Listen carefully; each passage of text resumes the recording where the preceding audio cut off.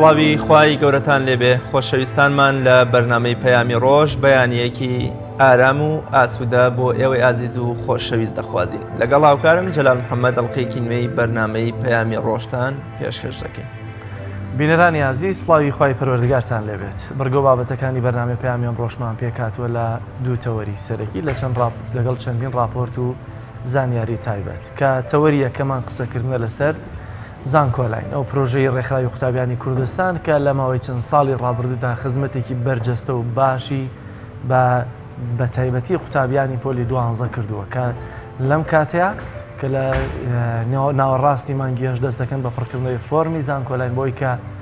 چە بەش و چە زانکۆ و کۆلێژێکیان بۆ بێتەوە کە ڕێکخراوی قوتابیانی کوردستان دەستێکی باڵای هەیە لە هاوکاریکردنی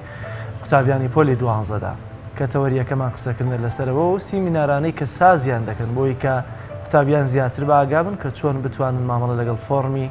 پڕکردنەوەی کۆلێژ و زانکۆکان بکەن. تەوەری دووەمیشمان تەوەری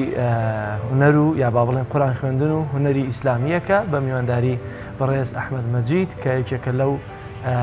با بڵێن هونەرمەندە مەحەلیانەی خۆمان کە خزمەتێکی بەرجەستی هەیە لە حوجرە و بە تایبەتی لە کاتی تازیەخانەکاندا و لە هەمان کاتە شارزایی هەیە لە دانانی ئاواز و سرودی ئیسلامیدا کە میوانداری دەکەین و زیاتر بەرنامەکەمان بۆ دەڕازێنێتەوە لەگەڵ وەک ئاماژەمان پێکرد چەند راپۆرت و زانیاریەکی تایبەت. سەرەتا وەک هەمیشە بەڕگەی یەکەمان تایبەتە بە کەشوهاوی پێشبینی کراوی شار و شارۆچەکانی هەرێمی کوردستان با پێکەوە بینەری بین.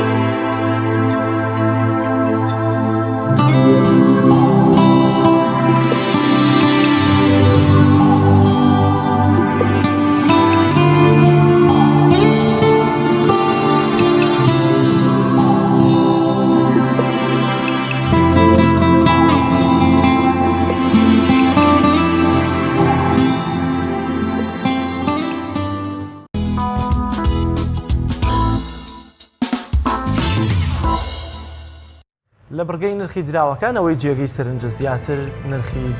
دراوی ئێرانی کە چمەنە گۆڕاوەوە توانم بڵێم ئێستا زیاتر ئەرزان بووە لە بازاڕەکانی هەرێمی کوردستان لە چاو دینار و دۆلاردا و دیارە گۆڕانکاریەکش بەسەر دراوی ئێراندا بڕیار وایە کە گۆڕانکاریەکی بەسەردا بێت بەڵام بڕگەی دراوەکانمان هەیە دراوی دۆلار واروەها لیرەی تورکیمانەیە کە گۆڕانکاری کەوتیان بەسەرانە هاتووە بەڵام با پێکەوە نرخی دراوەکان ببین.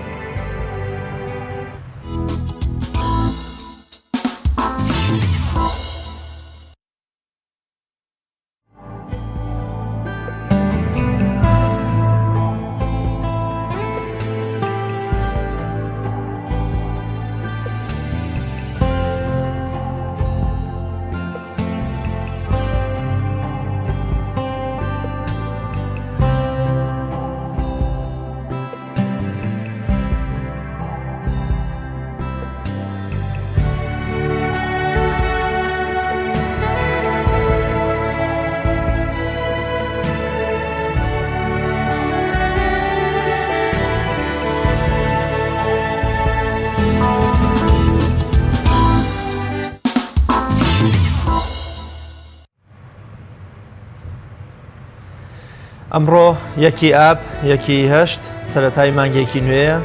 با پێکەوە بینەری ئەو مێژوە گرنگانە بین کە لە یەکی هەشتی ڕابردوودا بە درێژایی مێژوو ڕوویاندا و بزانین کامیان بۆ ئێمە وەکو کورد و وەکو کوردستانی و وەکو ڕۆژهەڵاتی ناوەڕاست و ئومەتی موسڵمان کامیان گرنگن هەڵمان بژاردون بۆ ئێوەی ئازیز و خۆشەویست خۆشمان و ئێوەش بەو مێژوە گرنگانە ئاشنا دەکەین.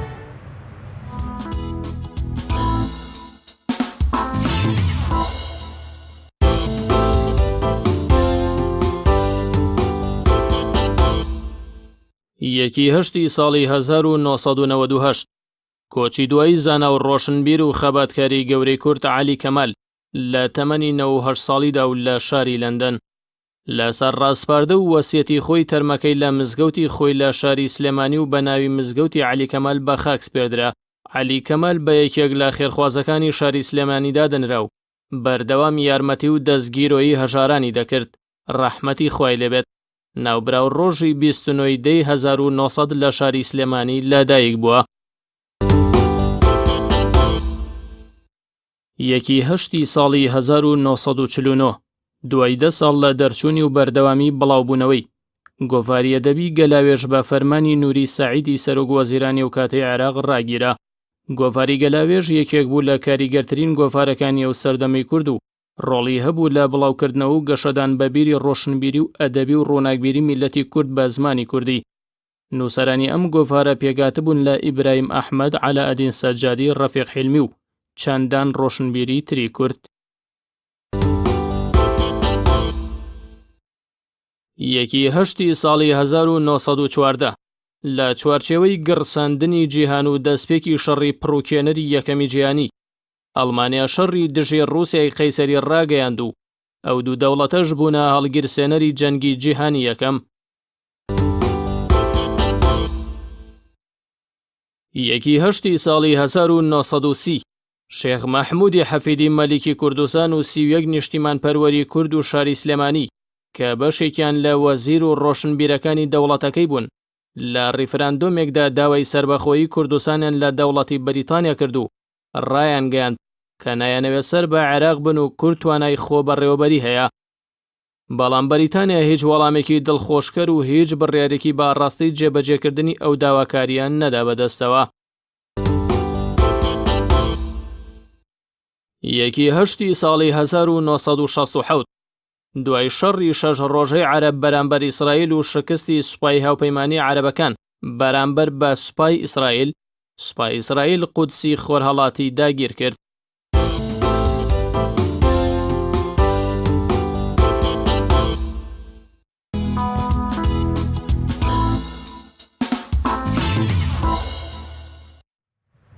ڕێکخراوی قوتابیانی کوردستانی شەگلۆ پرۆژانەیان کە زیاتر خزمەتی بە قوتابیان کردو بە تایبەتی وەک ئاماژەمان پێکرد پێشتر بە پۆلی دوانزەکان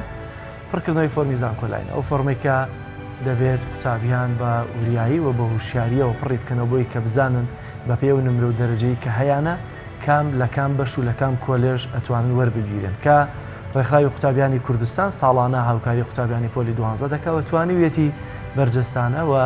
هوشیارانە مامەڵە لەگەڵ فۆرم پڕکردنەوەی فۆرمی قوتابیان بکەوە توانیوێتی خواست و ئارەزووی زۆرێک لەو قوتابیانەتە لە ڕێی چۆنیەتی پڕکردنەوەی فۆرمەکە بێنێتە دیکە و کۆلێژ و بەشیان ویستووە. تەوەری یەکەمان قسەکردنە لەسەر زانکۆلاین بە میوانداری دوو کارگێڕی ناوەندی زانکۆ پەیمانەکانی ڕێکخراوی قوتابیانی کوردستان کە لە هەمان کاتە ئەندامی لیژنەی باڵای پڕکردنەوەی و فۆرمانن لێرە میوانداریمان کردنەوەوانیش بەڕێز کاک سەرۆ سلێمان وەروەها ڕێناس ئومێد خاتۆ ڕێناسە بەخێر زۆر بەخێر سەرچاوە. ئەگەر کاک سەرۆ لێەوە دەست پێ بکەین ئەوەی کە ئێستا هەڵمەتی دەستپێکردنی هوشیاری زانکۆلاین دەستی پێکردووە لە چوارچێوەی سیمینارتا سیمینارەکاندا ئێوەکو ڕێکخراوی قوتابیانی کوردستان پرۆژەتان چۆنەوە ئەمساڵ چۆن دەتانەوێ قوتابیان هوشیار بکەنەوە خزمەتی قوتابیانی بە تایبەتی پۆلی دوانزە بکەن. بەناوی خۆی بەخشندە و میرەبان سپاس بۆ بەرنامە جوانەکەی دوو خۆشەویستی خۆمان کاریجێرە لە کاک ڕیاز. ئێمە وەکو ڕێکخراوی قوتابیانی کوردستان ساڵانە بە ئەرکی سەرشانی خۆمانی ئەزانین کە بەشێک لەو گرفتە دەرونی و بارگریژە دەرونیانی کە ئاراستی دەرچوانی قۆناغی دوانزە بێتەوە بیڕەوێنینەوە پاشان لە پڕکردنەوەی فۆرمی زانکۆلاین بە گشتی لە هەموو سیستەمەکانە کە وەزارەتی خوێندنی باڵا با بڵێن تەرحیانەکات هاوکاری خوێندکاران بکەین کە شارەزاییان نییە. وەکو ڕێکخراوی قوتابیانی کوردستان هەر لە کۆتایی هاتنی ئیمتیحانی دەوری یەکەمی قۆناغی شەشەوە بڵێن قۆناغی دوانزەوە بۆ زمانە بڵێم دەست ئەەکەین بە کار و چالاکیەکانمان لەو بوارەیە و تەرکیزمان چڕەکەینەوە لەسەر ئەو پێویستیانەی کە دەرچوانی قۆناغی 12 پێویستیانە جا لە ڕووی دەرونیەوە بێت یان لە ڕووی پڕکردنەوەی فۆرم و شێوازی هەڵبژاردننی بەش و شێوازی ئەوەی با بڵێن چۆن مامەڵە لەگەڵ دەرەجە و نمرەکەی خۆیان ئەەکە بۆ ئەو مەبەستەش پرۆژەیەکمان هەیە پرۆژەکەمان ناوی پرۆژەی ڕێگەی زانکۆیە کە چەند پاکێجێک لە خۆگرێ پاکێجی یەکەمیان بەر لەوەی کە فۆرمەکان پڕکەینەوە ئێمە دەزەکەین بە کۆمەڵێک لە سیمینارات لە سەررجەم شار و شارچەکان هەرێمی کوردستانە ئەم سیمینارانەش لە خزمەتی ئەوە بن کە سیستەمەکان بەگشتی ڕوو نەکرێنەوە بۆ قوتابی و غێری ڕوونکردنەوەی سیستەمەکانیش ئەو بارگرژە دەرونیانەی کە ڕوو لە خوێندکار ئەکا پشت بەخوای ڕەوێنینەوە لایەن کەسانی پسپۆڕ و شارەزاوە چ لە پسپۆری دەرونیەکان چ ئەو کەسانی کە پسپۆڕی بواری زانکۆلاین و با بڵێن ئەو سیستەمانن کە وەزارەتی خوێندی باڵا بۆ چوونە نێو زانکۆی دایناون بۆ ئەمە بەستێش با بڵێن بە زیاتر لە ساڵی پارە با بڵێن چکەم ساڵش تا پرۆژەکان کۆتایی نەهاتون لە ساڵی پارە 16,000 خوێندکار لە ڕێکخراوی قوتابیانی کوردستان سوودمەند بووە لە پرۆژەی ڕێگەی زانکۆیە کە ئەمە یەکێکە لە ڕێژە زۆر باڵاکان ئەگەر بە سەررجەم بڕوانینە سەررجەم قوتابیانی دەرچوی قۆناغی 12 کوردستان ئەبینین کە 16,000 قوتابی کە ڕێکخراوی قوتابیانی کوردستان بە کۆڕ و سیمینارات و پڕکردنەوەی فۆرمەکانەوە سوودی پێگەیاندون ڕێژەیەکی بەرچاوە الحەمدولillah ئەمەش بەهۆی ئەوەی کە سەرەتا و دەستپێک بەر لەوەی کە فۆرم پڕکەینەوە سیمینارمان کردووە لە سەررجەم شار و شارۆچکەکانە بۆ دەچوانی قۆناغی 12 و پاشان پڕکردنەوەی فۆرم و پاشان دەرکردنی کتێبێک بە ناوی کتێبی ڕێنما کە یەکێکە لە ناوازاترین کارەکانی ڕێکخراوی قوتابیانی کوردستان و ناوەندی زانکۆ پەیمانکانی سلێمانی کە ئەو کتێبە سەررجەم بەشەکانی هەرێمی کوردستانی تایە ڕوونکردنەوەی لەسەر دراوە بۆ نمونەگەر تۆ قوتابێکی بڵین قۆناغی 12 بیت بتێوێت تا بەشی کارگەڕی کارە و زانیاری لەسەری نەبێ ئەم کتێبە ئەەکەیتەوە ئەبینی کارگەڕی کار بەوردەکاری لە کتێبەکە هێنراوە و پاش ئەویش پرۆژی دوای ئەومانەوەیە کە دوای وەرگیرانی خوێندکار سیمینارەکەینەوە هەمدیسان کۆمەڵێک سیمینار و وەرکشۆپی ڕێگە خینەوە بۆ ئەوی خوێندکار ئەم جارە زیاتر لەلایەنە دەرونیەکەوە هاوکاری بکەن و چۆنەتی مامەڵەکردنی لەگەڵ ئەو جەوە تازی زانکۆ کە تیادە داخڵە بێت زۆر باشە ئەوانەی کە وەکۆڵی پێشنگ و یارمەتی دەر و دەستگری قوتابیان بۆ پڕکردنەوەی فۆرمی زانکۆلاین کەسانی پسپۆڕ و ئەکادیمین یا بۆ کەسانێکن تەنها ئەزمونیان هەیە لەم بوارە مەبەستمەوەیە کێن ئەو کەسانی کە ساڵانە لە پڕکردنەوەی فۆرمی زانکۆلایە یارمەتی قوتابیانە دەن و دەبنە ڕاهێنەر و وەکۆڵی پێشنگ و ڕاستەکاریە پێش هەموو شتە ڕێکخراوی قوتابیانی کوردستان زیاتر لە 10 ساڵە هەستاوە بە پڕکردنەوەی فۆرم بۆ خوێندکاران هەر لە سەرەتاوە ئەو کاتێکی خوێندکار شارەزایەکی زۆری نەبوو لە بواری فۆرم فڕکردنەوە و بواری زانکۆلاینە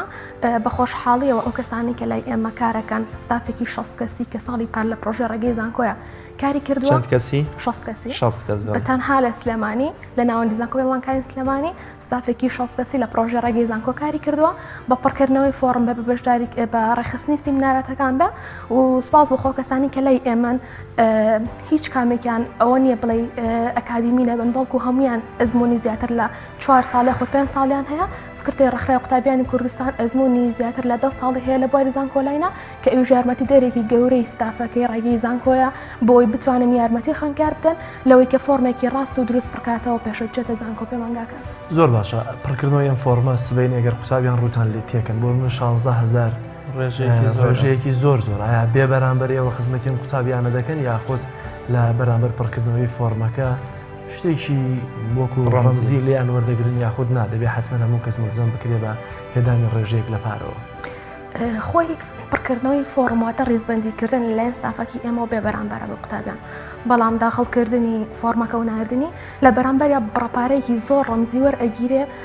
بۆ خزمەتی ئەو ستافەی کە لێرە کار ئەکەن ئەویش بڕەپارەیەکی زۆر کەمە لە چاو ئەو سنتەر و ئەو پەیمانگەیانی کە لە کوردستان بەتایبەتی لە شاری سلێمانیە فۆرم بۆ خوێندکاران پڕەکەنەوە و ساڵی پاریش شاهیدی واقعی ئێسەیە کە چەندین فۆرمی هەڵا بە بڕەپارێ و مەبلەغێکی ئێجگار زۆر بۆ خوێندکار پڕکراوەتەوە کە ئەتوانم بڵێم ئەمە خوێندکاری هەژار و دەستکورد بێبەشەکە لەوەی کە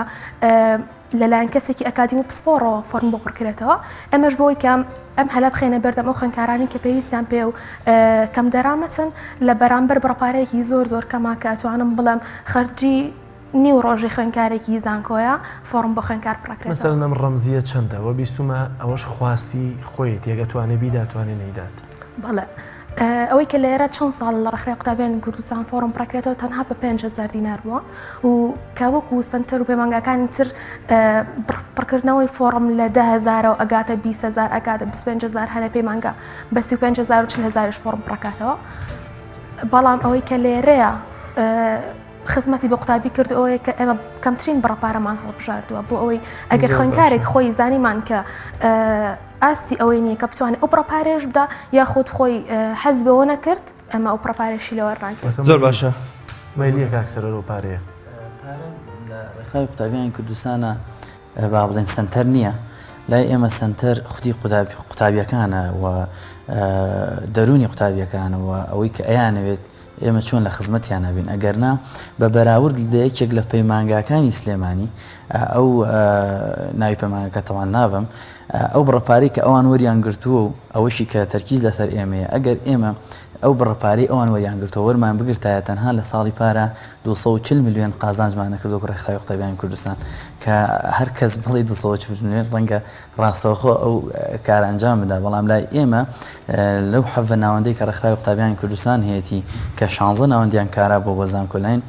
لەم 16 ناوەندەیە زیاتر لە 14 ناوەندیشان هەر بە بەلاش کردوێتی ینی بەبێ بەرامبەر ئەو ڕەمزەشی هەر نەبووە نەخێر بەڵام ئەوەشی کە با بڵێن پارە ڕەمزیەکەی تیاوەرگیرەوە بەخواستی خوێندکار خۆی بووە بۆ کڕین نانی نیوەڕۆ و نانی ئێوارەی ئەو ستافە بووە کە زانکۆلایانیان پڕکردێتەوە ئەگەر ناوەکو ڕێکخراوی قوتابیان لە ڕووی مادی و ئیسفادەی کردبێت نەخێر بە هیچ شێوەیەک لە ڕووی مادی و ئیسفادەی نەکردووە بەڵکو تەنها لە دەرکردنی کتێبی ڕێنمایە جوان لە خەیاڵمایە ملیۆنێک و 200,000 زەرمان کردووە نەک ئەوەی کە بگەینە ئەوەی پارەوە بگرین لا ئێمە ئەوەی سنتەر و ئەوەی گرنگە ئەوەی کرۆکی بابەتەکەی بۆمان مهمە دەرونی خوێندکارە لەگەڵ ئەو بەشەی کە حەزی پێیەتی و وەری بگرێ ئەگەرنا جگە لە خزمەتکردن کە ینی هەم لە ڕووی دی ئاینی و ئێمە گرنگی پێدەین کە خزمەتکردن بەشێکە لە ئاینەکەمان و هەم لە ڕووی کۆمەڵایەتی و با بڵین دەرونی خوێندکار و بە شوشتانی کە گرنگە بووی ئەگەرنا هیچ گرنگە بەلامانەوە گەر پارە بدایانیدا. زۆر باشە هەمیشە لە کۆمەڵگە ئێمەدا باز لەوە دەکرێت ئەوەی کە پارەتیانە ئەو شتێک کە پارێتیا سەرف ناکرێت خەڵک بە جۆرێکی تر سەیریەکە ئێمەش دەزانین کە ڕێکخراوی قوتابیانی کوردستان لە خزمەت قوتابیانە بۆ قازانجنەویستانە خزمەتی کردوون با بچینە لای وەکۆڵێ سەرنجام و ئەنجامی ئەم پڕکردنەوەیە ئێستێمە لە بەرنامی پەیامی ڕۆژ قسەمان لەبارەی خولی سەرکەوتن و بەهێزکردنی وانەکان کردو لەلایەن ڕێکخراوی قوتابیانی کوردستانەوە کە سەرنجام لە وەرگرتنەوەی نمرەی پۆلی 12 بەشێ لەوانی کە بەشداری خولەکانی ڕێکخراوی قوتابیانی کوردستان کرد نمرەیەکی لە سەر و 90ەوە هێناویان لە 95 هێناویان ئەنجامی پڕکردنەوەکان چۆنیە خەڵکیەکە بۆ گلەی بکایە بۆ منە ئەو بیست و خواستی کە خۆی هەی بووە بۆی نێتەوە ساڵی پار منۆکو خۆم کە فۆرمم پڕکردوێتەوە و خوشکە ڕێناس و ستافێکی ترکە بەڵام لای ئێمە عشوایی فۆرم پڕ ناکرێتەوە ڕاستی ڕەنگە بپرسن ڕەنگە کەسێک تازە فۆرم بۆ خەڵک پڕکاتەوە ئێمە ستافی باڵای پێداچوونەوەمان هەیە فۆرم بۆ نمونە لێرە 10 کەس فۆرم پڕەکەنەوە 4 کەسمان هەیە کە زیاد لە 5 ساڵ ئەزمونیان هەیە دانیشتون هیچ ناکەن ئەو تەلوەکان هەر هەڵەوکەم و کوڕێکی تاوێ دووبارە پێداچینەوە ئەوە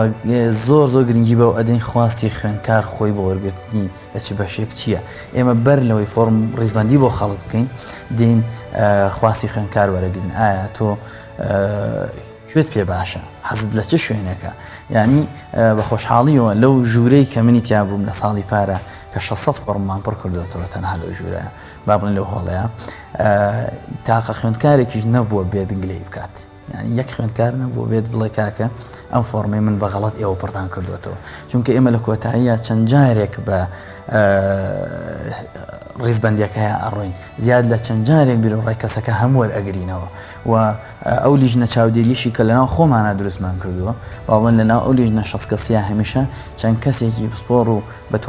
بەتوانەوە بە ئەزمونمان هەیە لە کە شارەزای ڕیزبەندی و فۆرمی زانکۆلای نەمانێ دوای کۆتایی هاتن بۆی کە کۆمەڵی کەسی شارەزای تر فۆرمەکەیان بۆ پڕکردێتەوە ئەو چەند کەسی هەم بە فۆرمەکەی ئاچنەوە ینی ئێمە فلتەرمانداناوە ئەم فلتەرانە ڕێگریە بن ئیشەڵا لە زۆر باش هەمیشە ڕابردوو بەشێکە لە پێناسی ئێستی ئەو کەسە یان مێژووی متمانەی ئەم بۆی کە خەڵکێک بدناسێتەوە سێری ڕابردوو دەکات ئێستاەوە هیچ متمانەیەکتان لای قوتابیان هەیە خۆ و شەشانی دوانزانی کە ساڵانی ڕابردوو فۆرمتان بۆ پڕکردن تو ئێستا جارێکتر نایەنەوە وڵاتن چۆنتانەوێ متمانە بدەنەوە پۆلی دوانزەم ساڵ کە بێنە ڕێکخراوی قوتابیانی کوردستانەوە فۆرمیان بۆ پڕکەن بێگومان دروستبوونی متمانە پێوەستە بە کارەکانی ڕابردووتەوە چونکە هەر کەسێک لە ڕابردووە کاری خراپکە لە داهاتوە متمانێکەمە بێ هەر کەسێک لە ڕابردووە کاری دروست و ڕێگەنجام بدا لە داهاتووە متمانی باش و دیاری ئەبێ هەر ئەوەی کە 16,000 خوێندکار لە ساڵی پار لە باڵین 2010 ڕووی لە ڕێکخراوی قوتابیانی کوردستان کردەوە بۆ زانیاری و پڕکردنەوەی فۆرم ئەوە خۆی سلمێنەری متمانەیەکی زۆر زۆرە بۆ ڕێکخراوی قوتابیانی کوردستان و ئێمە هەمیشە پلانی نوێمان هەیە حتمەن لەبەرەوەی بەردەوام وەزارەتی خوێندنی باڵا گۆڕانکاری لە سیستەمەکانە ئەکات ئێمە بەر لەوەی بین دەست بکەین بە زانیاریدان بە خەڵکی خۆمان پڕ لە زانیاریەکەین تەنانەت سەردانی وەزارەتی خوێندنی باڵامان کردو بۆ وەرگرتنی تەواوی گۆڕانکاریەکان و بەر لەوەی کە یەکێک فۆرم پڕکاتەوە ئەبێ ڕێبەری گشتی بخوێنێتەوە ینی ئەم بە دواتچوونە وردەی ڕێکخراوی قوتابیانی کوردستان و ئەم کۆکردنەوەی زانیاریە وردانەی ڕێکخراوی قوتابیانی کوردستان و ئەو سیقە و متمانی کە لە ڕابردووە دروستی کردووە وای کردووە لە خەڵکی کە خۆیان شاهێدی ئەوە بدەن کە ڕێکخراوی قوتابیانی کوردستان ڕێکخراوێکی بە متمانەیە و نەبوونی گلەیی ئەو ڕێژە زۆرە خوێندکاری ساڵانی پێشووتر لەو بەشانێکەوە گیراون شایدی بۆەوە دەن کە ڕێکخراوی قوتابیانی کوردستان متمانێکی باشی هەیە بۆ پڕکردنەوەی فۆرمی زانکۆلای زۆر باش ئەڵەنەسخان سەبارەت بۆ سیمینارانەی کە لە ئێستاوە دەستان پێکردووە ئاگام لێتی کە ڕکلامی بۆ دەکەن لە ڕێی تۆڕە کۆمەڵایەتیەکانەوە ئەم سیمینارانە لە چوارچەوەی پرۆژەی زانکۆلایندایە چونکە ناو نیشانەکەشی هێر زانکۆلاینە ئامانشتان لەم سیمینارانە چیە لە ئێستەوە؟ پرۆژێ ڕێگەی زانکۆ خۆی لە دوو جۆر سیمینارە بینێتەوە یەکەمیان پێشەوەی خوێندکارەکە بچێتە ناو زانکۆ پەیمانگاکانەوە و دوای ئەوەش کە خوێندکار لە زانکۆ پەیمانگاکان وەرەگیرێت جۆرە خولێکی ترمان هەیە ئەوەی کە بەم زۆنە ڕکلامی بۆ کراوە و بڵاو کراوەتەوە سیمیناری زانکۆلاینە کە خۆی بینێتەوە لە ڕوونکردنەوە سەربارەت بە سیستەمەکانی وەرگرتن لە زانکۆ پەیمانگاکان خۆمان نەزانین لە پۆلی دوای ئەو خوێندکاریکەشێت پۆلی دوانزە بوو پڕکردنەوەی فۆرمەکەی هەر ساڵ و سیستمێک لەلایەن وەزارەتەوە دەرەچێت بۆیە خوێندکار بەرچاوڕوونەوەیەکی ئەو توی نابێت دەربارەی ئەوەی کە ئەم سیستمە چۆنە خۆی بتوانێت فۆرمەکەی پڕکاتەوە بۆیە لەلایەن سکرتێری ڕێکخراوی قوتابیانی کوردستان و بە ئەزمۆل 10 ساڵ شارەزای لە سیستمەکانی وەرگرتن لە زانکۆ پەیمانگاکانە لە سیمیناری زانکۆلاینە هۆشیاری و ڕوونکردنەوە ئەدرێت بۆ خوێندکارە بۆی ئەوەی ئەگەر نەشێ بچێتە بنکەیەک بۆ پڕکردنەوەی فۆرمەکەی خۆی هۆشیاری هەبێت دەربارە ئەوەی کە شێوازی ڕاست و دروست بۆ پڕکردنەوەی فۆرمەکەی چۆنە و ئەم ساڵ یاسا و ڕێنماییەکان چۆنە دەربارەی پڕکردنەوەی فۆرم ئەمە لایەنێکیان و لایەنێکی تریشان کە پێکاتوە پانێڵەکە لە دوو سیمینارپێکە لایەنێکیان پڕکردنەوەی فۆرم و هۆشیاریە دەربارەی پڕکردنەوەکە و لایەنێکی تریشان بریتێلەوەی خوێندکار چۆن بتوانێت بە یەخستنی نمرە و حەز و خولیەکانی خۆی ئەو بەشەی کە باش و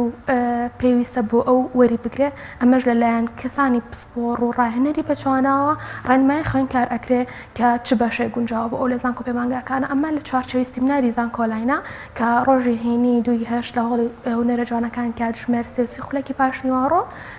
پێشکەش بە خوێندکارێکرێ بە بێ بەرامبەر تەنها لە سلێمانیە لە شار و شارچەکانی دیکەش لە هەر حەڤە ناوەندەکە ڕێکخراوی قوتابیانی کوردستان ئەم سیمینارانە هەیە ئەوەی کە ئێمە ئێستا لە پێشمانە سیمیناری زانکۆلاین لە ساری شتەمانی و بێگومان لە هەر حەڤە ناوەندەکە ڕێکخراوی قوتابیانی کوردستان ئەم سیمینارانە بێ بەرامبەر پێشکەشی خوێندکارانی پۆلی دوانزاکرێ و کۆی لە ڕابردووە بینیمانە هەنێ ناوەند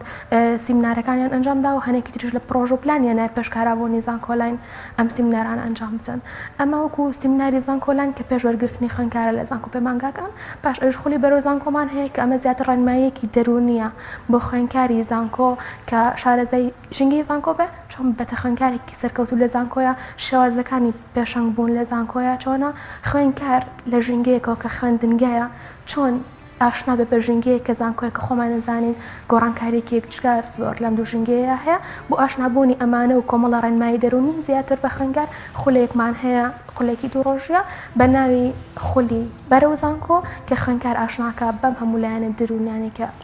زۆر سپاس بۆ هەریەکە لا بەڕێزان سەرۆر سلێمان هەروەها ڕێناسوونێت سپاس بۆی کە زۆر بەخێر بێن ستانەوە سەرکەوتوو بن بینەرانی عزیز ناوبڕێکی کورت وەردەگرین و لە تەوەری دووەمی بەرنامەکەمان پێتان دەگەینەوە لەگەڵمان بن.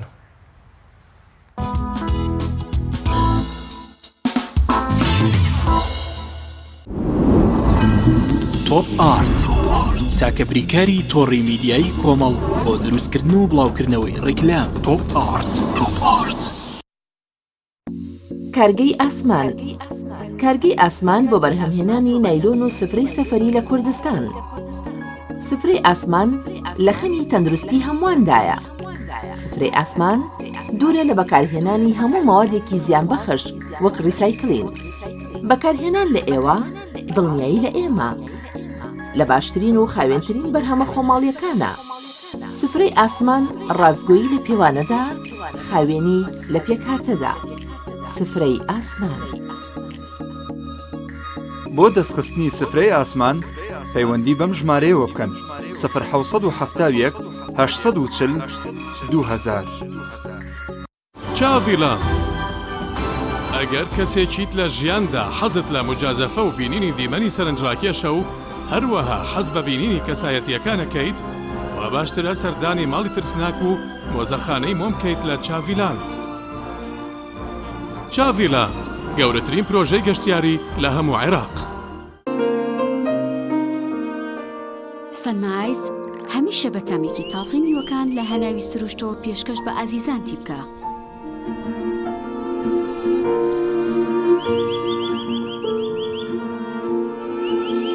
شەربەتی سەنایز تامێک لە سروشتەوە. شەربەتی سەنایز تامێک لە سروشتەوە. ئایا تا ئێستا بیرت لەوە کردوتەوە کە ئینتەرنێتێکی بێسنوور بەکاربێنیت یان بیرت لەوە کردوتەوە کە بۆ هەفتەیەک یان 2 هەفتە ئینتەرنێتی بێسنوور بەکاربێنی؟ سەرەڕای هەموو ئەمانە تا ئێستا بیرت لەوە کردوتەوە کە بۆ یاریە ئەلکترۆنیەکان ئینتەرنێتی بێسنوور بەکاربێنیت؟ بێگومان نەخێر. فانسی نێت هەموو ئەم کێشانەت بۆ چارەسەر دەکات. تۆش دەتوانیت بۆ ماوەی هەفتەیەک یان 2 هەفتە یان مانگێک بەردەوام بێسنوور لەگەڵمان بیت. ئێستا خزمەتگوزاریەکانمان لەم شوێنانە بەردەستە: سلەیمانی، شارباژێر، شارە زوور، هەڵەبجە، سەی سادق، عربەت، پێنجوێن، بازیان، تاسڵوجە و زەرگوێز. فانسی نێت هەمیشە ئینتەرنێتی بێسنوور. هەمومان حەزمان لە برنجە. برنجێک تامی ڕاستەقینەی برنجمان پێ ببەخشێ. بازار جمەیتێک لە برنج، بەڵام بژاردەی من برنجی دۆلفینسیە. بە تام و بۆن هاوشێوەی برنجی کوردیە. 100% سروشتیە. برنجی خڕی دۆلفینسی شێفە گەورەکان سەرسامەکات. بۆیە بێدوودڵی بژاردی من و کابانی ماڵە. تا ئێستا زۆر جۆری برنجم تاقی کردوێتەوە، بەڵام هیچیان وەک دۆلفینسی نییە. تامێکی ترە ئێوەش دەتوانن تاقیکەنەوە. دۆلفینسی باشترینمان بۆ هەڵبژاردن. تۆپ ئارت تاکە بریکاری تۆڕی میدیایی کۆمەڵ بۆ دروستکردن و بڵاوکردنەوەی ڕیکلام. تۆپ ئارت.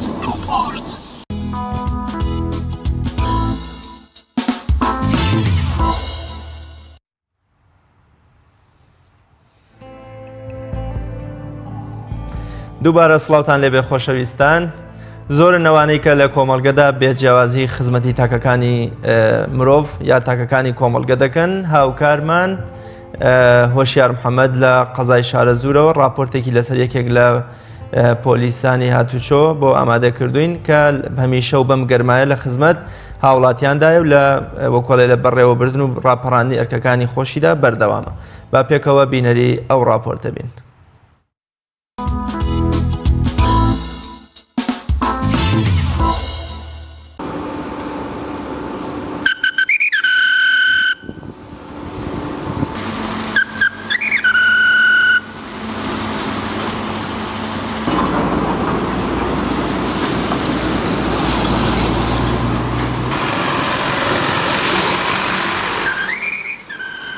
وڵای من لە ئەرگەکەی خۆم بەڕاستی ئەرگەی خۆم بە جوانی ئەگەم بەڕێەوە ئیتزام بە واجوو ئەرگی خۆم ئەگەم ئەرکی خۆم خۆشە بێ لەسەر شەقام و لە فولکەوتە ناودایەتەکانە حیازی خۆمەدەم لەبەر ئەوەی نامەوێ بچم لە شوێنێکا بە هیماری دانیشتم یا لە شوێنێکا فۆلکەم جێبێڵم ئەمێ خزمەتی شارەکەم بکەم خزمەتی شاری دەربەندیخان بکەم خزمەتی خەڵکەکەم بکەم بە شێوەیەکی جوانی حیازیان دەمێ و ئەوانش بەڕاستی منیان خۆشی و مشپاسی هەمویان دەکەم بەس داوام لێیان هەیە کە جاری وا هەیە لە بینی شۆفێر و کارمەندی هاشۆ کە داوای جازەیە شێکن پێیان ناڕەحەت نەبێ ئێمە بۆ خزمەتی ئەوانین بۆ کە مۆبایلێکیان بەگوێوەیە یا لە شوێنێکی وا وەسن کە مخالفەیە کە پێیان ناڵێن پێی ناڕەحەت نەبن لەبەرە بۆ خزمەتی ئەوان و لەرم بەرخۆرە وەستاین بۆ خزمەتی شۆفێرە بەڕێزەکانی.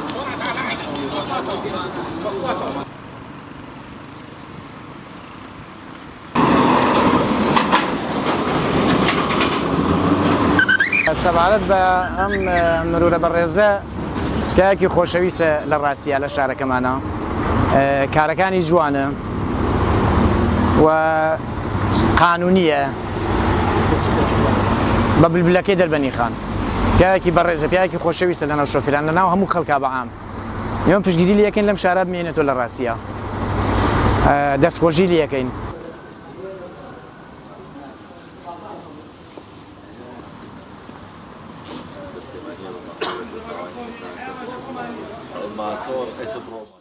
سەرەڕای ساڵانێکی زۆری خزمەت و سەرەڕای ماندووبوون لە ئەرکەکەیە گوێ بە ماندووبوون نەداوە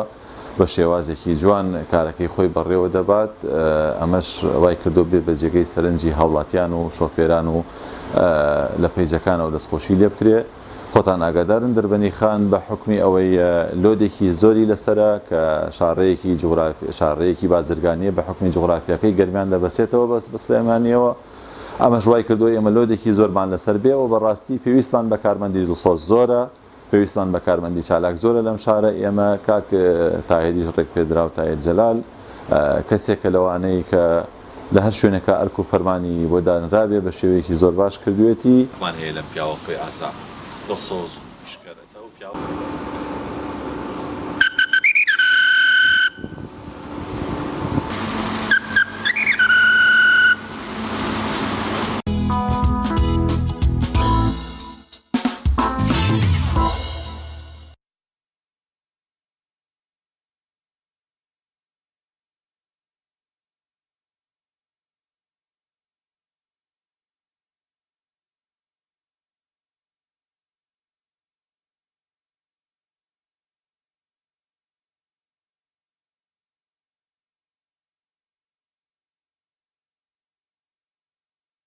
بینەرانی عزیز تەوەری دووەمی بەرنامەکەمان قسەکردنە لەسەر قورئان خوێندن و هەروەها هونەری ئیسلامی بە میوانداری زۆر بەڕێز کاک ئەحمەد مەجید کە یەکێکە لە با بڵێ متوانم قورئان خوێنە مەحەلیەکانی خۆمان کە سەوتێکی بەرجەستە و ناوازی هەیە ئاشناتان دەکەین بە سەوت و خزمەتەکانی لەلایەکەوە خزمەت بە قورئانی پیرۆز و لەلایەکشەوە بە سرودا بە تایبەتە ئیسلامیەکان کە جگەلەوەی کە سەوتێکی باشی پێوەیە و خۆشی پێوەیە بەڵام لە هەمان کاتدا ئاوازدانەری بەشێک لە سنوورە کۆنەکانی ڕابوونی ئیسلامی کوردستان بووە. بەخێربێ کاک ئەحمەد سپاس بۆ دەرفەتە بەخێربێ بەخێربێ زۆر سپاس. با سەرەتا لەسەر قورئان خوێندنەکەەوە دەست پێ بکەین لە کەیەوە سەرقاڵی قورئان خوێندنی و زیاتر لە چه شوێنێکە و بە چه شێوازی قورئان دەخوێنیتەوە؟ وەڵام قوربانگیان لە ساڵی 83 ئیتر کە دەستم کردووە بە نوێژکردن و ئەوەیش قورئانەکە شەر لەگەڵ هاتووم بەڵام بە شێوەی بڵێن نەک شێوەی ئەوەی کەوایسە خەریکم بێ بە وەکو ناسنامەیەکی خۆم بەڵامی تر لە بیرم لە 84 هەتا 85 دەستم پێ کردو یعنی بۆ نمونە لە مزگەوتەکانە خوێندومە و کاتە لە جومعانە قورئانە خوێنرا بیرم لە 84 دەستم پێ کردووە زیاتر لە سەر مقامی میسری. باشە لە ینی لە ناو مزگەوتەکە و حجرەکانە تەنها قورئان دەخوێنیتەوە یاخود لە خول و مسابقەوە مانەیە بەشداریت کرد؟ لە مسابقەی نێودەوڵەتیە بەشداریم نەکردووە بەڵامی تر زیاتر لە مزگەوت و لە بۆنە ئاینەکانە و لە پرسەکانە. زۆر باشە ئەگەر چەند ئاەتێکمان بۆ هەڵبژێری چەند لە سوورەتێکی قورئانی پیرۆزدا بۆمان بخوێنیتەوە لە خزمەتانە. أعوذ بالله من الشيطان الرجيم بسم الله الرحمن الرحيم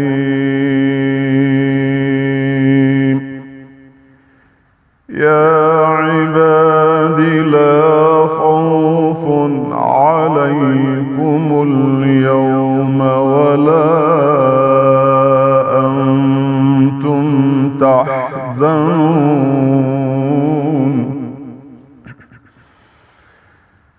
الذين آمنوا بآياتنا وكانوا مسلمين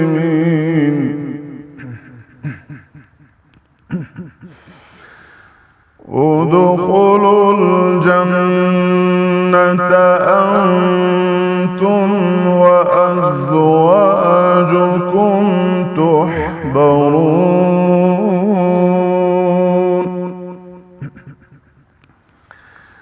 يا عبادي لا خوف عليكم اليوم ولا أنتم تحزنون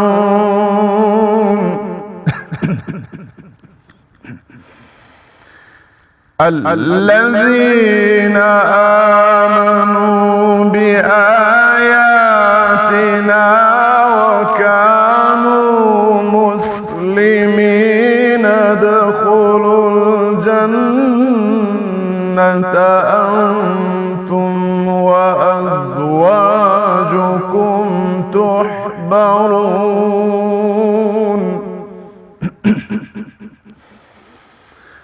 يطاف عليهم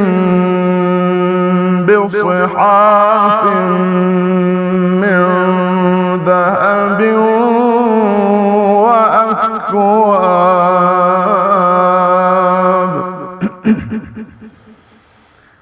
وفيها ما تشتهيه الأنفس وتلذ الأعين وأنتم فيها خالدون يطاف عليهم بصحاف من ذهب وأكواب وفيها ما تشتهيه الأنفس وتلذ الأعين وأنتم فيها خالدون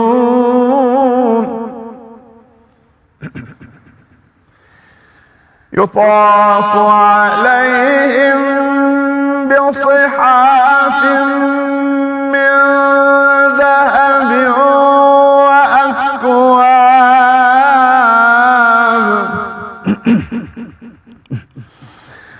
وفيها ما تشتهيه الأنفس وتلذ الأعين وأنتم فيها خالدون يطاف عليهم بصحاف من ذهب وأكواب وفيها ما تشتهيه الأنفس وتلذ الأعين وأنتم فيها خالدون وتلك الجنة التي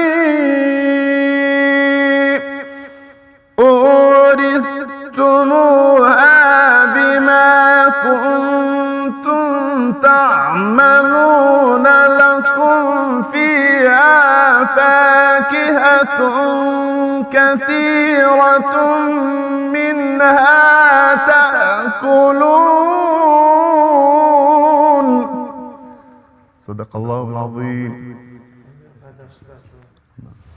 بما بالتقليدي محمد استغمان شايو برحمتي خوای لێ بێ خوا پاداشت باتەوە لە قورآن خوێنەکانی تری میسرە ڕەزا و ڕەحمەتی خوا لە هەمویان بێ کە بەڕاستی ئەتوان بڵێن ڕۆحی مسلمان ئارامەکەنەوە معنەویاتی مسلمان بەرزەکەنەوە بە جیاواز بە ئەوانەی کە زیاتر تەرتی لە خوێن زیاتر کامیان وە کۆڵی پێی کاریگەری و زیاتر تەقلیدی کامیانەکەیتەوە وڵا زیاتر وەکو تەقلیدەکە هەر منشاوی ڕەحمەتی لەبێ بەڵام ئەوانەی تریش وەکو محەممەد شەحاد خۆ ئافوی کات ئەو هەر بوون بە مەدرسەی ئەوان محمودی کوڕی ئەنوەری کوڕی دکتۆر عەبدولناسر سعد حەڕک ئەوانە ئەو دکتۆر ئەحمەد نوعی نیعە وازانم ناوی ئەوەیە ئەوانە سەوتیان خۆشە لای من ڕاستە فەرمی لە هونەری ئیسلامیە جێپەنجەتان دیارە پێمان خۆشە باسێک لە ئەزمموی خۆتان لە هونەری ئیسلامی و لە سرودی ئیسلامی لە دانانی ئاوازی ئیسلامیە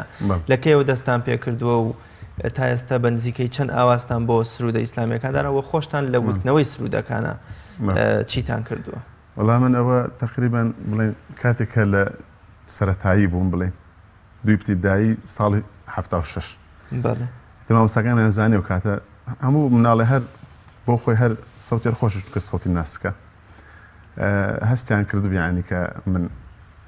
دەنگ خۆشە ئەو کاتە بڵێن ئەو کاتە گۆرانیان پێوتم هینێکی بڵێن کاتە مناڵ بووین نەمانەزانی بەس دوای کە هاتین ئەوەی گەورە بووین هەر الحەمدوللا ئەو نەشید و ئاواز و شتانی کە حەزم لێ کرد زیاتر ئیسلامی ئەو شێر مامۆستا مەحوی مامۆستا جەمال بێدار ئەو شاعیرانە ئاوازم بۆ دائەنا و هەر بە دەنگی خۆشم تۆمارمە کرد ئەو کاتەش 76 نسکۆی شۆڕشی ئەیلول بوو عەرەبات بوویەوە ئێرەمە بەسمێ ناو کاتم مناڵ بووم بەڵام ڕێگریان نەکرد من ئەو کاتم مناڵ بووم بەڵام تر ئەوەی کە بڵێم وەکو دەنگخۆشیەکە تیاما بوو الحەمدوللا جا لە بیرمە هەر لەو بڵێن لە دوو ابتیدایا بووم ئەمەسایەکمان بوو ئەوی ئەحمە محاجە بوو ئەڵبەتی ئافرەت بوو ئەوی تۆ قورئان بخوێنە قورئان بخوێنە تەمام کاتە خۆم مناڵ بووم قورئان باش نەزانی بەڵام تر دوای کە گەورە بووم و بڵێن خۆم ناسی خەڵکانێک وتیان کاگیان تۆ الحەمدا دەنگت خۆشە بۆ شتێکردنیە شریتێکردنی ئەمانە ئێترەوە بوونەوە دوو لەسەر بڵێن ئەرکی خۆم لەگەڵ تیپی مۆسیقای بڵێنە و کاگەنۆر قەرداغی تیپێکیان هەبوو لە لێرە بڵێن بۆیان تۆمار کردم ساڵی 92 دوانیشم لەگەڵ ئەو کاک مستەفا بوو لە هەولێر تۆمار کرد دوو بڵێن 11 تراکم هەیە بڵێن زۆر باشە باست لەوە کرشیاری بەحوی و ماسە جەمالی بێدارت کردو ئاوازت بۆ داناون و خۆت تۆمارت کردو شارەکان کامانن ئێستا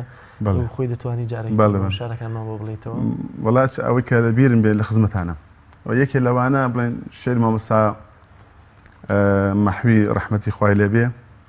لە ڕۆژێ هەڵدرا ئەم کۆنە خێمەیتان و پۆشینە ئەو بڵین ئاوازم بۆ دانەوە لە 2006 13 ساڵە تۆمارژ نەکرا یەکێتر لەو شارانی مامۆستا سید ئەحمەدی نەقیب ڕەحمەتی خوایان لەبێ لە یادی کۆچی مەحویەوە توێتی ساڵی 1904 ئەوە یاران هەموو ڕۆین بە بێژێ من بەجێ ماوم دڵم ڕەش ڕەنگ و ڕووزە دوو سپی بوودی دەکەم چاوم سەم دوانەیەکێکیانمان بۆ بڵێ لە خزمەتانە ئەوەی لە ڕۆژێ هەڵدرا ئەم کۆنە خێمەیتان و پۆش لە ڕۆژێ هەڵدرا ئەم کۆنە خەیمەیتان و پۆشینە و لە سایەیدا شەڕابی بەزمی عوشرات گریە جۆشینە و لە سایەیدا شەڕابی بەزمی عوشرات گریە جۆشینە ئای لەکێ پێرسم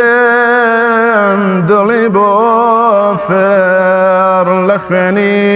حەسرەتە یاقوت عەزا پۆشی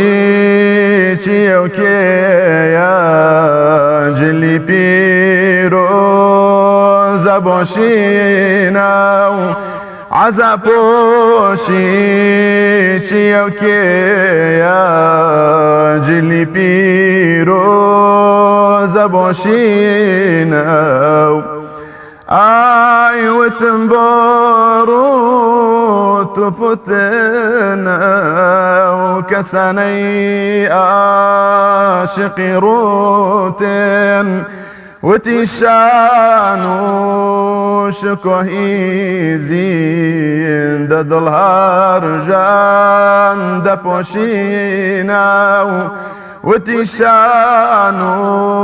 شكوهي زين ددلها رجان دبوشينا كوري بيتا سرم دايا زمانا مامكي كسنادا كصعب عشيري شفقات محوية لمشير دوشينا كصعب عشيري شفقات محوية لمشير دوشينا ئەمە ئاوازانە چۆن دانی بوویان والله ئەوە مامۆستاجەرە هەر وەکو چۆن ئەڵێ شیعر بەهرەیە وەکو چۆن بڵێ ئیلهامە هەر تقریبا ئاوازی چێت و خەڵبەوە کەسەکە یعنی شتێک نییە بڵێ وەڵا دروستیە کات ئێستا بۆ نمونە مەسەلەی سەوت خۆشی ئەوەی کە خوای گەورە پێبەخشێ سەوت خۆشی جیاوازە لەگەڵ بڵێن ئاوازە سەوت خۆشی ئەو کەسە بێ ئەو سەوت خۆشی تیابێ بۆ نمونە بە تەمرین نییە بڵێ تۆ من وەڵا تەمرین ئەەکەم بۆ نمونە لە 20 کیلۆ ئەیبم بۆ 100 کیلۆ بڵێن بە ڕۆژانە سەوت خۆشی ئەمە خوای گەورە بەهرەیەکە و داوێتی بەڵام مەسەلەی ئاوازەکەیش ئەو کەسەی تر وەکو بڵێ بەخشێکی خوای گەورەیە بەڵێ لە دانانی شارە خۆت هیچ دەستێک دێ هەیە شعریش هی خۆت بێت هۆنراوی خۆ بێ ئاوازی ژەری خۆت بێ وەڵایی ئەوەی کە لەگەڵ کاگەنوەرە تۆمارمان کرد شعرێ بوو لە شعرەکەم لە ڕاستە لە بیر نەماوە کاتی خۆی نەمنووسی بوو هەر خۆشم ئاوازم بۆ دانابوومانە بەڵام شعری خۆم هەیە بەڵێ ئاوازت بۆ چەند هونەرمەندی تری ئیسلامی داناوە وەڵاهی ئاوازم بۆ کەس داننا بەڵام ئاوازی منیان بۆ نمونە ئۆتۆتۆ دوای پیان بووکە لێکە لەوانان کاک بیلال کێوانی بەڵێ بەڵێ کاتی خۆی وتی ئەو کامە بۆ ئاوازی کە کاک بیلال کێوانی بەکاریە نایەوە لێرە ڕێز و سڵامان بۆی هەیە یەکێ لەوانە هین بۆ ئارەقم کەد و نەجاتی هەر نەدان دەردی گونا یەکێتر لەوانە هەرکە خۆی وتبێتی لەگەڵ ئەو کاک سەفی نابووە بزانم ئەوایەران هەموو ڕۆینەوە لە 90 ئاوازان تۆماریان کرد دوای من گوێم لێوە بووم جا کیانوتە کاکەوە ئاوازەکەی تۆیەتەوە دەوتم کاکەشا بڵێم چی دەستان خۆش باس لەوە کرد خۆت شاری خۆت وەکو خوێندنەوە شارەکان باسی چیەکەن ئەگەر وەڵاهی زیاتر شێرەکانی من هەر هیچ سەردەمانەیە و هیچ ئەم بێتاقەتی خەڵک و تۆ تۆزێکمان بۆ بخەن و لەو شارانە مادام سەردەمانەیە بە هەنی گوێمان لێ بێت زیاترەوانەی من بڵێن کلاسیکیە کۆنە بڵێن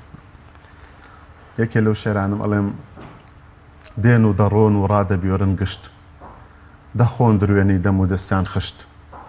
هەی لە هەوای هەینی ئەوانە وەی کەمەی گەمەی دەوای ئەوانە ئیدی دەمێدی دوور دێتە دیدیان بێپەندێ لە دوێ لەو مردوی دیتیان چەنێ لە چەنێ چۆ هەر ئەچێ هەر چەنێ بۆ لای چەنی خۆی ئەچێ خەسر و قەمەرەت قومنیت قەمەر بێ بێگوێ قەدەربی قەبر سەخەر بێ دەمە ئەمە تۆزێک بڵێن ئەبێ خۆم نیکەمەنا هەنێکەستێناگەشە بڵێ بەڵێ یا شێریتم هەیسە بۆ من ئەڵێم کەبابی بابی بێبابان بە کەبابی بێکەبابان بە دەینی دنیای دەنی دینت دەبا نەدەی لە دەمی لە دەمی دەمت دەدا کەدەم لە دەم ئادەم نادەم کەدەم گەدەم یا کەدەم لە دەرد نادەم بە سەمی سەهمی سینەی سەما بە سامی بەسێ سەما ئەمانم وەکو شتێک ینی خوای گەورە پێی بەخشیوم ئەنا من لە هیچ مەدرسەیەکی نازان کلاسیکی و نازان ئەوانی کەوا خۆیان ئەو شاعرانە خۆیان تیابین من وەکو بڵێ خوای گەورە پێی بەخشی ئاستی خوێندەواریەکە تا من تقریبا 10 ساڵی خوێندومە تا 10 ساڵ خوێندومە لە مەکتەبا بڵێ لەوە زیاتر نەتخوێندووە نەخێر زۆر باشە لە ئاوازی باس لەوە کرد کە 11 تراکیش لەو لە تۆمار کردووە لە هەولێر پێم وایە ئەوانە چی و چی بوونەوە سرودانێکە تۆمار وەڵاهی ئەوانە یەکێ لەوانە شێری مامۆستا جوتیار ئەوەی کە ئەڵێ ئەی لاوی دڵ موسڵمان هانەوە پەنای تەنگانەکەم هەچە شێرەکەم لەبەر نەماوە یەکێ لەوانە شێری مامۆستا جەمال بێدار بوو هەر یەک لە ئێمەدارێک بڕوێنێت لە ژیاتی ئەوەی لەقێک بشکێنێت دوایش نایە باسوودە وتوێتەوە بەڵێ نازانم کێوتوێ یەکێتر لەوانە بڵێن ئارەقم کرد و نەجاتی هەر نەدام دەردی گونا ئەوە شێری مامۆستا بێخودە ڕەحمەتی لەبێت یەکێتر زۆربەی شێرەکانی مامۆستا جەمال بوو لە ڕۆژ ئەو شەو ڕۆژەی بە دوای یەکدا دێن بە پێی وەرزی ساڵ کرژە بنەکشێن ئەو باهاشن شێرەکان لەبەر نەماوە چ بەرهەمێکت بۆ خۆشەویستی پێغەمبەری خوا هەیە صلی الله علیه وسلم هەتا ئیسا نەمبوو عەجیبە خۆی شمەر بێتاقەتم پێی ئەمە شتێ بکەم یعنی ئینشاڵڵا تۆ زێدیار بێ بە گوێبیستی چەند ئاەتێکتر لە قورآنی پیرۆز بین ئەگەر بە شێوازێکی تر بەزەر 2000 میسریەکە بە تیلاوە خۆشە هەر بە تیلاوە بسم الله الرحمن الرحيم اقرأ باسم ربك الذي خلق خلق الإنسان من علق اقرأ وربك الأكرم الذي علم بالقلم علم الإنسان ما لم يعلم بسم الله الرحمن الرحيم اقرأ باسم ربك الذي خلق خلق الإنسان من علق اقرأ وربك الأكرم الذي علم بالقلم علم الإنسان ما لم يعلم كلا إن الإنسان ليطغى أن رآه استغنى إن إلى ربك الرجعى أرأيت الذي ينهى عبدا إذا صلى أرأيت إن كان على الهدى أو أمر بالتقوى صدق الله العظيم دەستەکانت خۆشە بەس بەڵام بۆچی بە تەنها میسریەکان والله تر هەرخۆم حەزم لە خلی دێوانی تر ناکەی نا بەس تەرتیل الحمد لله هەیە بس عادة تلاوة يا مصرية عراقي نا عراقي وخامج لجام بس وليد إبراهيم وجه سورة يوسف توزع وليد إبراهيم أشواني والله وليد إبراهيم كما دم لو ناتشتو حزي شي لناك إنجا براستي مصرية كان لهموش تكا بتعبد بتوين بلين أدبي إسلامي قرآن خوندن فكر تفسير بيشنجي همو مسلمانان رحمتي خوان دبي والله براست واي منيش أو جلال زاني همو روجة غير تلاوي مصري يتمن من شابي عبد المنعم توخي برحمة به ما شاء الله بله أيش دنجي زور خوش ما شاء الله زور خوش أما عبد المنعم توخي أي مسألة كان هاشتاج من اللي أجل يتر عبد الباسطة وشحاتك هانا براستي باش يا أحمد صوتت ما شاء الله خوش بوتي بجداري هيج بيجبركي كينيا ودولتي إقليمي بيجبركنا أخوي كان هيج بجداري بله والله أخوي أو ما وسجل أو زور كزور برسالة ليك يعني من حزم نأكل للروي بلين برسخانو من بناسري يعني من جبوايا كسي وام يعني ديار بوايا أو زياتر قليم لدو حزب إسلامي كهي عالم لا يخش أنا والله جناب اشتانو خلقك جاه باب زان شو أبوايا أوان دسي منان بكرتايا بیان تا کاکیان ئیتر تۆ ئەمە ئیشی تۆیە ئەمە بێ بە پیشەی تۆ ئەبێ بە میهنەی تۆ لەبەر من خەڵکانێک بێن بۆ نمونە بەیەکۆ بۆ مەسلەی قورئان خوێندن ئیتر مەسلەی ئەوەی کەوا سەوتی خۆشە گوێی لێ بگرم گوێم لێ بگرن بەڵام بەداخۆ من سیرکە ئێستا و هەموو گەنجانی کە توانیویانە خۆیان دەربخەن و سەوتی خۆیان بە سەوتەکان خزمەتی قورئانی پیرۆست بکەن لە پێشبڕکە بچووکەکان بیگرە لە مەحەلی و لە شارەکەی خۆیان بەسەر میدیاکانی خۆمانەوە بیگرێت تا پێشبڕکەیەکی نێودەوڵەتی هەمووی خواستی خۆیان بۆ خۆ حیزبی ئیسلامی ناتوە دەستیان بگرێ یا حزب ناتوە دەستیان بگرێ بەڵام لە فڵان کەناڵ بۆ نمونە پێشبڕکەیەکی قورئان خوێندن دەکرێتەوە خۆ ئەمە ینی حزب چیت لێ بک بنێرێت جگەل لەوەی ئەو هەموو گەنجەی کە خۆیان بەشداری دەکەن و توانیان ئەوەندە حساب ێستا لە پەیامان بەرنامەیەت کردووە دڵنیام لە دوای ئەمە خەڵکێکی تر دەیەوێت تۆش داوەتکە بۆ ناو بەرنامەکانی خۆی یاخود بۆ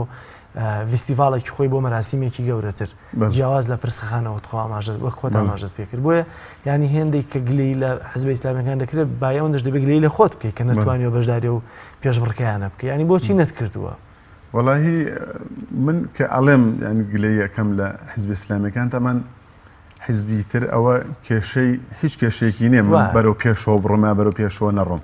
من ئەڵێ نازم هەیە کە ئەو گلەیەکەم بە ڕووی نازم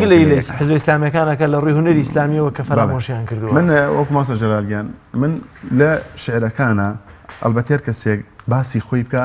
دوو لە ڕووی قورئانەکە و جەنابتان هیچە ئەبێت لە دەرەوە خۆی باسکرێ کەسانی بێ باسی بکەن هەڵی سەنگێنە من لە ڕاستیە وەکو الحەمدەکە لە خزمەتی قورئانەکە بووم نەوە قورئان خوێنە ناسرام لە شعرەکان نەوەکو شاعرێک دەرکەوتم لە ئاوازدانەکان نەوەکو نەشید بێژێک یا سرود بێژێک دەرکەوت یعنی لە ڕاستیە ئەمە من بڵێم خەفەتی پێ ناخۆم خەفەتی پێ خۆم چونکە من خەڵک زۆر پێم ماڵێ بڕواتە من لە مەراسیمی تەعزیەکانە یعنی ئێستا من وەکو قورئانی کە لە خزمەتی یابووین خوێندم ئەوەی تەعزیە نییە لە ڕاستیە بڕواتە پیاوی وە هەڵساوەت ینی ئینشەڵڵا مەبەستم بۆ نییە وەسفی خۆم بکەم ینی کابرا عەرەب بووە هەڵساوەتم لەولای ماچ کردوم توێتی من 20 ساڵ نازانم چیم خوێندووە مەسەلەی ئەدای سەوت و چی ئەوانە لە بەغا نازانم چ مەدرسەیەکی بوو ینی ڕەحمەبوونی باوکیەوەی کردووە ئەو قورئانە چۆن فێر بووی یا من ئەو ساڵە مامۆستا نەجمەدین ناردمی بۆ ئەم سەنتەری حکمەیە لێرە بڕواتە ئەو پیاوانە وتیان کاکا من تۆزێ قورئان بۆ بخوێنە کە بۆم خوێندن هەر ئەم سورەتە بە سوبحان الله سوورەی زوخرف بوو بڕواتە بێ مامۆستا جەلال ڕەحمەبوونی باوکی تۆیان کردن کاکا هەموو قورئان لەکوێوە فێر بووی وەڵاهی برا ئێمە وەکو تەلەبەیتوو ینی سوپاس بخوای گەورەوە فەزلێکی خوای گەورە بەڵام من کە گلەیەکەم ئەلبەتێ نازمان هەیە ینی معقول نییە ئێستا من شای ڕەحمەتی خوای لێبێ لە 47 ساڵی و 48 ساڵی تر وفاتی کردووە ماشەڵڵا ئەو کەسەی شەکەی تر تا قیامەت من چەندێک قورئان بخوێنم چەندێک قورئان بخوێنم من شای هەر چۆن خوێنبێتی من شاویە بەڵام ئەحمەدێکی وەکو من بیخوێنم من شاوی نییە چونکە ئەو هەر چۆن خوێندبێتی من شاوی بوو زۆر باشە کۆپلەیەکی تر لە سرودێک یا هەنراوێکی تایبەت بە خۆت کە هەتە بۆمان بڵێ بۆی کە بەپێی کاتی بەرنامەکە دوجار بە قورئانێکی تر کۆتایی بە خزمەتان لە خزمەتان چیت هەیە لە وەڵا بڵێن ئاوازم هەیە بەڵام مەگەر بڵێ شعرەکانم لەبەر نەبێ بەڵام تر و شعری ئارەخم کرد و نەجاتی هەر نەدام دەردی گونا باش لێ فەرمە ئارەقم کرد و نەجاتی هەر نەدام دەردی گونا لەرز و تاداری خەجاڵەت خۆم ڕووزاردی گونا ئارەقم کرد و نەجاتی هەر نەدام دەردی گونا لەرز و تاداری خەجاڵەت خۆم ڕووزاردی گونا مشتە تۆوێ دانەوێڵەی چاکەشێک نابم کەچی دایمان هەڵگەڕوارگێڕی دەکەم واردی گونا دایمان هەڵگەڕوارگێڕی دەکەم واردی گونا وكسيلاي دالريحو لبيابان ومنيش نفسي بات بيم تيكام هردو او هردي قناه نفسي بات بيم تيكام هردو او هردي قناه اي خدا گر مشتو مالي لطفي تو تشاري نكا اي خدا واخور اوين ظلم گردی گناه ای خدا واخور اوین ظلم گردی گناه دست خوش بێ ئاخوا کاک ئەحمەد لە شاعیرە کلاسیکەکان ئەوە مەحوی و ئەمەش بێ خۆت بە ڕەحمەت بێ کەی تر هەیە کە ئێستا بەونە مەولەوی لە سۆز و مناجات لەگەڵ خوایە ئەتوانین بڵێن لووتکەی شاعیرانی کوردی گرتووە نالی لە جوانبێژی و ڕەوانبێژیە مەحوی لە حیکمەت و فەلسەفەیە بەڕاستی یعنی مەبەستمەیە تەنها مەحوی و بێخودەیان بوونە شاعیرانی تر کەی تر دوتۆتەوە لە شاعیرانی کلاسی بەڵێن ماوسا نالێەوە ماشەڵا بێ پیاوێکی وەکو ماوسا عەبدولکەریم دەڕیز ماشەڵا ڕەحمەتی خوایان لێ بێ بەڕاستیەوانە ئەو سێ شاعرم زۆر ینی زۆرم خۆشەوێن ینی وەچەندی لایشە مەحوی مەولەوی نالی زۆرم خۆشەوێن بەڕاستی ئەوانە فەخرێکی میلەتەکەمان شانازین بۆ ئێمە ئەوان تر الحەمدلەوە سابێ خودم بەڵام ئەوان ماشەڵا لە چڵە پۆپان ینی بەدەر لە زمانی کوردی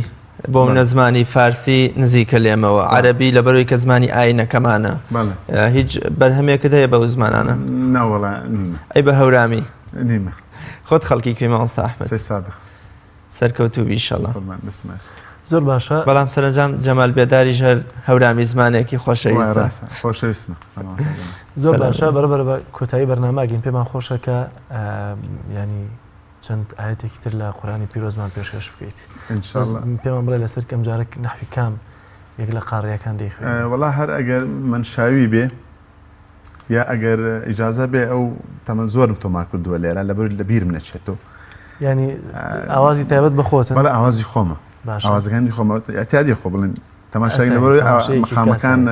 لێرە زۆرن یەکێ لەوینانە بڵێن حەزەکەم بۆ پێشکەشی جانتانی کەم ئینشاڵڵا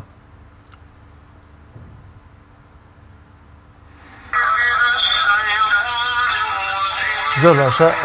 کاک ئەحمەد من ناوبڕێکی کوردوەر دەگرم و دوایی دەچینەوە لای قورآنی پیرۆز بینەرانی عەزیز ناوبڕێکی کورتوەر دەگرم و دەگەمەوە لاتان بۆیە لەگەڵمان بمێنەوە بۆی کە گوێبیستی دەنگ خۆشیەکەی کاک ئەحمەد بین کە قورآنی پیرۆزمان بۆ دەخوێنێتەوە.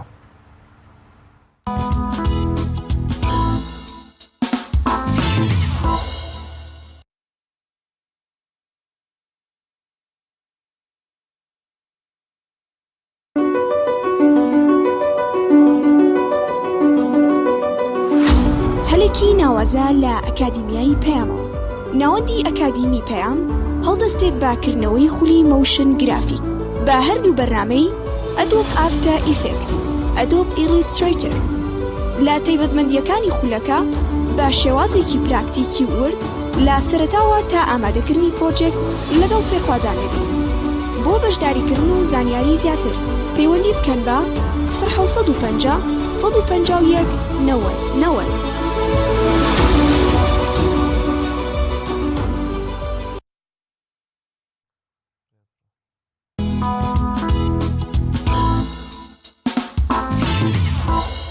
أعوذ بالله من الشيطان الرجيم. بسم الله الرحمن الرحيم. تبارك الذي بيده الملك وهو على كل شيء قدير. الذي خلق الموت والحياة ليبلوكم أيكم أحسن عملا وهو العزيز الغفور. الذي خلق 7 سماوات طباقا ما ترى في خلق الرحمن من تفاوت فارجع البصر هل ترى من فطور ثم ارجع البصر كرتين ينقلب إليك البصر خاسئا وهو حسير ولقد زينا السماء الدنيا بمصابيح وجعلناها رجوما للشياطين وأعتدنا لهم عذاب السعير وللذين كفروا بربهم عذاب جهنم وبئس المصير صدق الله العظيم یاخوا دەنگ و دەمە دەرخۆش بێ و هەمیشە وەکۆڵێ دەنگت لە خزمەت قورآنی پیرۆز و هونەری ئیسلامیا بی و نمونەت زۆر بێ بۆ کۆمەڵگە دەست خۆشە کاک ئەحمەدگیان بەرنامەکەت ڕازاندەوە زۆر بە خێر بێ خۆشحاڵ بووین بە میوانداریکردنی بەڕێزت